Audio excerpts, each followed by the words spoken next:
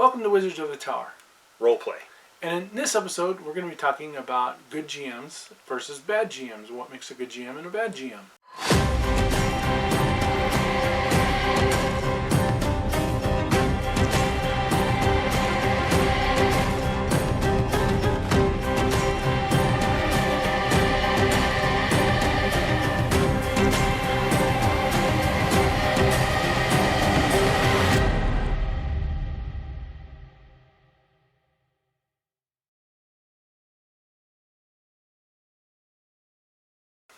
Welcome to Wizards of the Tower. Roleplay.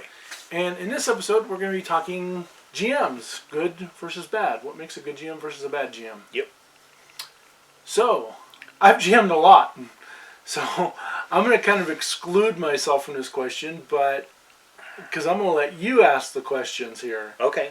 And what you think a good GM and a bad GM is. Okay. Plus, we asked some of our players in our group and some other people that we know what they thought.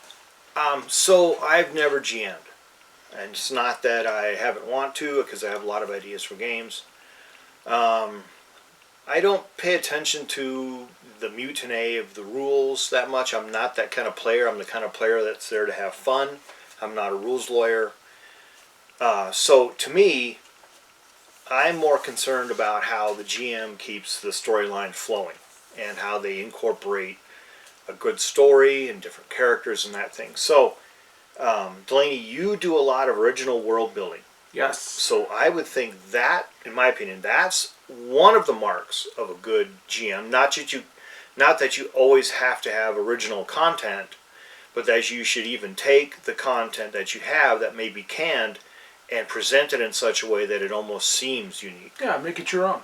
Mm-hmm. Yeah, whether you're taking Greyhawk or Faroon or Glorian or whatever world is out there and making it your own. Yeah. Putting a different sort of spin on it, putting an original spin or a unique spin on older material, you can certainly breathe new life into them. Yeah. So a good GM, in my opinion, will do that. A bad GM will rely completely and totally on canned dialogue, canned storyline, and that... By the book. By the book. Follow this linear path, and I don't really consider that to be that exciting. That's just my opinion.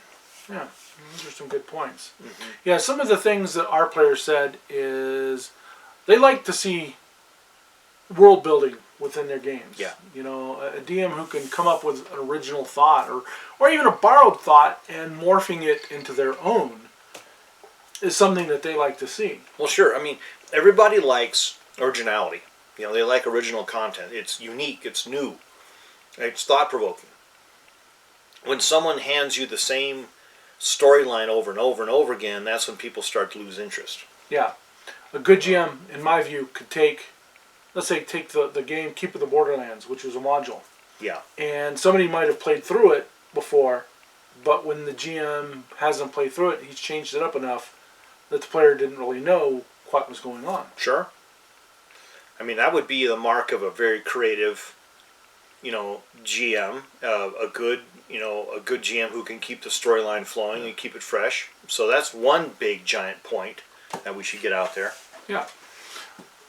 Other things that they like to see is flow and balanced within the game. That the game constantly flows. It doesn't stall and hang up, and it's not overbalanced and it's not underbalanced. That it's just perfect for the players. Well, we've had some parts in our game where we've been stalled out a little bit. Yeah. But that's just natural. That's always going to happen. Delaney has, the acumen to realize that something's going on and kind of speed things up, add some combat, move around, move some days forward in the story. A good GM will do that. A bad GM will just keep you endlessly bogged down in something ridiculous. I mean, so we had, this is a little anecdote. We had a player a long time ago who used to like to role play buying horses. It would take about 15 or 20 minutes or maybe even half hour dickering with the stable master buying horses for our adventure, where other times we would just go up, okay, how much for the horse? 20 gold. Okay, 20 gold. Okay, we got pack horses. This person wanted to dicker with that and turn it into a big role-playing thing, and everybody was losing interest. I mean, what can you do? you're not participating. A good GM will keep everybody participating one way or the other. Bad GM will just let something like that roll. Let the player roll. Roll over everybody else. Yeah, and like control that storyline. So I think, in my opinion, a good GM keeps control of the storyline, even if they have to take the storyline and the narration and the plot back from the characters. They keep control of it because they should. It's actually that game. That sort of game that the GM should keep control of the story. After all, they are the game master. Yeah, so basically a GM that treats their role as, as a guide, a narrator, progressing the story along instead of stalling out the story and letting one person just take over and do whatever they want, and everybody else is falling asleep at the table. Yeah, I mean, we've had that before. Really. We've had that before with characters who, they want to role play their storyline. They think the world revolves around their character. Whether it's they're the main character and everybody else are NPCs. Some big giant thieves guild thing where they want to role play this long and involved thieves guild deal out where everybody else is like. We don't want that in a game because that drives players away. Why would they want to sit there and listen to that BS? And let the GM just basically, have someone else take control of the game, which is not good in my opinion. Right. Patient, flexible, helpful. Well, sure. I mean, we're all there to have fun. Yeah. We're all there to have fun. We're not there to be abused. We're not there to be bored. We're not there to. I mean, some people are going to be bored no matter what because they spend most of their time on their phones. But we're not there to go through this ordeal. We're there to have fun as a group, and that's the great thing about role-playing games. It's a social interaction situation where you interact with people and you interact with the people in your group. So that's what makes it very important, and that's what makes it very valuable. Yeah, having a patient, flexible, and helpful DM is a very key thing because not everybody knows all the rules. One of our current players will stop and say, do you mind if I ask a question, a rule question? You're like, absolutely, He'll ask a question and, you'll answer it and he's very appreciative of that when, because he's fairly new to Pathfinder. Yeah. He's a 5e player and relatively new to RPGs, tabletop RPGs in general. So he really appreciates having a patient, flexible, and helpful GM that helps him with the rules or helps guide him along when he needs the help, when he gets stuck. Sure, and likewise, we have players who know the rules really well. And Delaney knows the rules really well, but we don't always know everything. And so sometimes, a good GM will allow flexibility for the people in the group to say, oh, wait, the spell you just did, you couldn't have done that because you need this. But we'll let it slide this time. We'll let it slide this time, but or even a player will say, "Oh, wait a minute, you couldn't have done that to me because I'm over here on the wall with my spider climb boots," or something like that. And so it's like, okay, all right, well, I could, okay, so no damage for you that time. We'll give you a chance to do this and roll for that situation. Yeah, you've got to be flexible like that. You've got to be able to say to your players, okay. I accidentally threw in something here that shouldn't have been in here. Let's back up just a little bit. You didn't take damage, but you still took falling damage. That kind of thing. Okay, a good DM's got to be able to do that, and the best ones do. I, as a DM, like to have backgrounds. Mm-hmm. And I think that's important as a DM to insert your players' backgrounds into the story, even just a little bit. Yeah. Well, you've always been really good with asking us to provide backgrounds to our story characters, and I've always liked that. Given me a chance to flesh my character out, create a backstory, create a current story.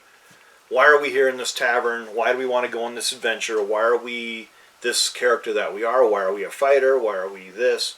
Allowing characters, players to create their characters in that sense is pretty good. I mean, I really like that. I really appreciate that. On the other hand, DMs, also good DMs in my opinion, Good DMs also have to rein in the BS when it comes to character creation. Because, okay, we've had games before we had characters who were afraid of fire. Well, I'm sorry, you live in a medieval world. There's campfires, torches, lamps everywhere. You cook with fire. If you're afraid of fire, what are you going to do? Just live in a cave? You know, I mean, that's just ridiculous. You know, someone should have reined in that DM, reined in that character and said, look, you can't be that way. You know, you're afraid of fire. What kind of BS is that? Come up with something else. You know, we've had characters who want to do stupid stuff. You know, and you've got to, you know, put your foot down and say, in my world, in my realm, you just can't be a stupid sort of character like that is not going to be functional in the world. A little story about that character is somebody threw a fireball, and they were asked to make a save, a will save, and they failed it, and they were a fighter. So they were supposed to run off, and the player's like, well, no. You know, it's like, wait a minute. Somebody threw a fireball, you freaked out, you're afraid of fire. You're gonna run away in fear. Yeah, you're gonna run away in fear every time. So what kind of fighter are you? Yeah. I mean, so now you're going against your background that you just wrote. Yeah. To try and okay, so that's another thing. Is like, all right, we're on a ship. I want to be an angel. Well, how'd you get on a ship? How'd you get on a pirate crew? You're an angel. Oh, it was a bird creature. It wasn't an angel. But it was a bird Strix. Creature. A Strix. Okay. Yeah. It was a Strix. You know. So the thing is a good DM will create a balance in the party, and allow a balance in the party, and and create within the characters, you know, a spectrum, a pretty good sized spectrum of behaviors and characteristics. In my opinion, a good DM will then, will create a great framework for everybody creating their characters, so that people just don't get too outlandish. Yeah. Things that players like to see is an open world feel. Yeah. You know, you don't want to be in this feel like you're always in this linear path. You've got no direction.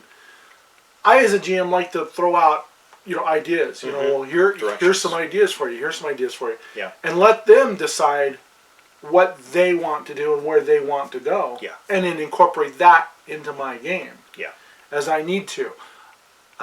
Professor Dungeon Master had a really good point that he doesn't plan out a game more than one game session, and I have to totally agree with that. I really don't plan out more than a couple of game sessions. I might have an overall arc, but the overall arc in there can flow and change as the players need or want to change, because players will get bored with what they're doing and they'll want to go off on a tangent. They will. So you let them go off on their tangents. Within reason. Within reason. Yeah. As long as it's a group tangent and it's not a player tangent. Yeah. Because if one player wants to rule everything, then that ruins it for everybody else, and you're going to lose players. Yeah, and in my opinion, a good DM will keep that from happening. Yeah. Some players want to go off and do something on their own. A good DM will either bring them back into the group, or make it short-lived. Yeah, or make it short-lived, or just flat out won't let them. Now, you've had that before, where you've said that some people wanted to go do something, and you said flat out, no, it just won't work. You can't do it in this world. No one will allow you to do it. Yeah. And there's always been some disappointment, but it's a way of keeping the group together. Well, you don't put it quite like that. You usually say, oh, you do that, you're going to get killed off on your own. Yeah. And, you want to do that, fine, but you have to kind of rein in players. Yeah. Be able to improv when needed. Well, you got to slip stuff in. Yeah. You've got to be able to slip stuff in to keep the plot going. I mean, you never know what players are going to do. They'll have all kind of weird tangents. They may not want to grab the jewel off the pedestal. They may want to go around the corner and find the secret door and just leave the jewel sitting there. They may think it's cursed and they don't want to touch it. Well, did you plan for that? Did you plan for them going into the secret door? So you better plan for it, because you never know. Like you always say, the best laid plans of DMs are always spoiled by characters. They do. So, yeah, having and be able to make exceptions to the rules. Change the rules to fit the need of the players and the adventure of the game. Yeah, Now, this is one thing that Delaney does, and she may not want me to say this, but I am going to say this. Occasionally, the hand of God comes down and saves the characters from being killed totally by the, 5 giants. Sometimes, you blow your rolls. There's just no way out of it. Someone always has bad dice to where, this attack really hinges on how well this fighter throws their sword, into the battle, and they're rolling 1s and 2s and 3s. And now everybody's laying down, and the cleric is getting ready to run out of spells, and the giants are getting ready to attack. Well, is it going to be a TPK? I've only been in one TPK one time, and it wasn't quite a total TPK, but it was really close. Two that were, one that was mostly alive, one that was almost dead, and one that was unconscious. Yeah. And I'll tell you right now that TPK ruined our game. We never played after that because the players were so frustrated and angry with what happened. That was an inexperienced DM who threw too much at players. So my opinion is really players, a DM has to be flexible. Sometimes the hand of God has to come down and say, something happens and now you guys are saved for the time being, so that the whole party doesn't get killed. Well, there's other little things that you can do too to give the party some little bonuses to help them out. And there was luck dice. Mm-hmm. And I've heard this quite a few times, luck dice. And in my adventure, I actually had them meet up with somebody who was gambling, and if they won, then he would give them a lucky dice that they could use one time. Mm-hmm. That would allow them to change or add on to a die roll. Yeah. And you've had that before where you've given people coins, +1 coins, that you can use once a day. Yep. Or lucky coins.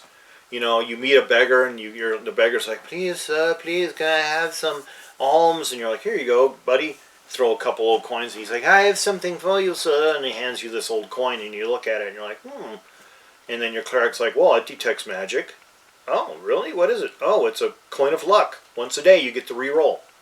Or you get to add a +1. Or you get to add a +1 to any skill. It's like, or wow. any dice.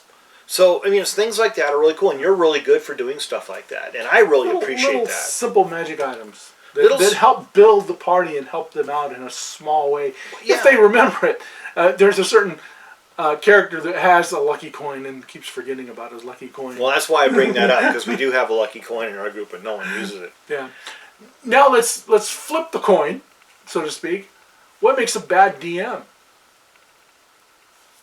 Well, for me, we've run into a couple people who they have DMs who gloat and say that they love killing their party off. I've never got the point of that. I just don't. I'm sorry. I just don't get the point of that. I would not want to play in a game with a DM who purposely tried to kill all the players off every time. Yeah. I mean, why? So then you make it a DM versus player. Yeah. And that does take away fun. Yeah. I look at it as the DM is there to progress the story. They're there to guide the players, to help with rules facilitation, to create the story in the background, and they shouldn't be there to be the confrontation for the players. Yeah. Another thing that I consider to be like a bad DM is when they don't create an inclusive environment for players. They let 1 or 2 players run the whole game, and whether you show up with your archer fighter or not doesn't really matter to them because they're there. They've created this game essentially for their best friends, and you feel like, why did I even bother showing up tonight? Because all I did was shoot my arrow once, and the rest of the players carried the action.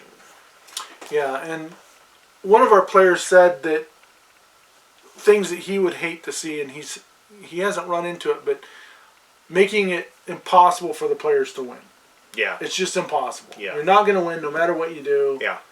So you always want that hope at the end of the table. Sure. I mean, why not? It's a game. You don't have to walk away with, a cart full of gold and, all the treasures of the kingdom, but you'd like to think that you could come to a conclusion that satisfies everybody. that's a good DM. Another mark of a bad DM is someone who does not have their storyline figured out so that there is an end. I don't know this personally in our group, but I do know people I've talked to who have been playing in the same games for like 8 or 9 years, and there's no end in sight. Yeah, and as a DM, when you start to create a game, you want to have your beginning, your middle, and your end. We've talked about that in other episodes. Yeah. So you need to know what the end outcome is going to be. Whether the party fails or succeeds, you need to have an outcome. Yeah. And to give all due credit, that comes from the author Stephen King, who, when he talks to other authors and they're like, how do you come up with your stories? How do you do this? He says, look, before I even start writing, I create a beginning, a middle, and an end. And then I stick to it. Yeah. And that's what anybody who creates any sort of written text or storyline should look into thinking about doing. Yep. Create a beginning, a middle, and an end, and then fill everything else in. Yep. We've had DMs that manipulate rules. Oh yeah. In their favor. Manipulating rules, like I said, the hand of God thing to save your players is one thing. Manipulating rules to make sure your players fail all the time, that's no good, because then people become resentful. Yeah. You know, and we've had DMs who've done that. I'm not going to say any names. It just, it doesn't do any good to spout off about that. But we've had in the past, we've had players who have manipulated, not players, but DMs who've manipulated the magic world to make spells more powerful than they would seem, just so they can make it harder for players. Yeah. Getting upset at the players for the littlest things. Well, to me that sounds like personality conflicts. Yeah. And I guess what I would say, if a bad DM allows personality conflicts to interfere with the gameplay, it's probably really hard to have like a game with 7 or 8 people when you're not going to have some kind of personality conflicts. Okay, it's like what we always say when we play: leave politics and religion at the door. This got nothing to do with our game, don't bring it up. Also sports, okay, don't bring it up. It's got nothing to do with our game, don't bring it up. Okay, because it just creates personality problems. A good DM, okay, can run the game without that becoming an issue. A bad DM will let that become an issue and fester, and then you've got people dropping out. Well, you get the whole, don't argue with the DM, but now as a player I'm going to argue with the DM, and that just upsets the DM, and now you're getting that personality conflict, and he's going to be, if he's a bad DM or they're a bad DM, they're going to be after you. Yeah. And you shouldn't do that, Personal vendettas. Yes, personal vendetta. Against other players. That's not good, folks. I mean, why would you bother showing up to a game where everybody was against you, where everybody was hating you? It just doesn't make any sense. Yeah. You were there to have fun. So anything else you'd like to add as good DM, bad DM? Well, I consider you to be a very, very good DM. Thanks. You've always done a very good job. I wish you got the chance to play more and DM less. Yeah, in my years of playing since 1979, I've probably DM'd more than I've played. Yeah. And there were times in my life where I actually got burnt out from DMing because I never got to play it. Oh, yeah. It was always having to come up with ideas and run for the party and plan everything out. And it kind of gets old. As a DM, one thing you do want to do, if you can, is give your DM a break once in a while. Let them play a game. Whether you pull out a board game or somebody else wants to run a different game whatsoever, give your DM a break. Yeah. Because DMs will go through burnout. Yeah, they will. And you have gone through burnout before. And it's really not good, because you become kind of disenchanted with the whole game system and you just don't like it.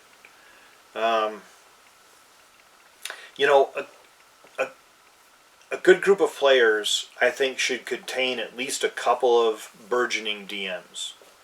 People who have ideas on their own who want to run it, even if they run a canned adventure. Yeah. Give everybody a break so that we're not just always playing a dungeon adventure. Maybe we're going to play a high seas adventure or a space adventure or a desert intrigue or something like that.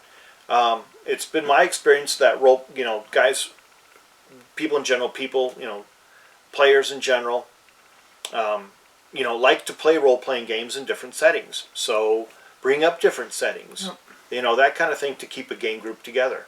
I think a good GM will allow that, and I think good players will do that. I think a bad GM will just want to monopolize the control of the game and not ever want to change it. Yeah. So anyway, I think we're going to end this episode of Wizards of the Tower. Role play. May all your adventures be epic. And keep on rolling. Don't forget to like, share, subscribe, spread the word. Comment if you have ideas of what you think a good GM or DM should be, or what a bad GM does or is. Let us know. We'll reply. We'll make sure to reply to all that. So thanks, folks. Anyway, thanks.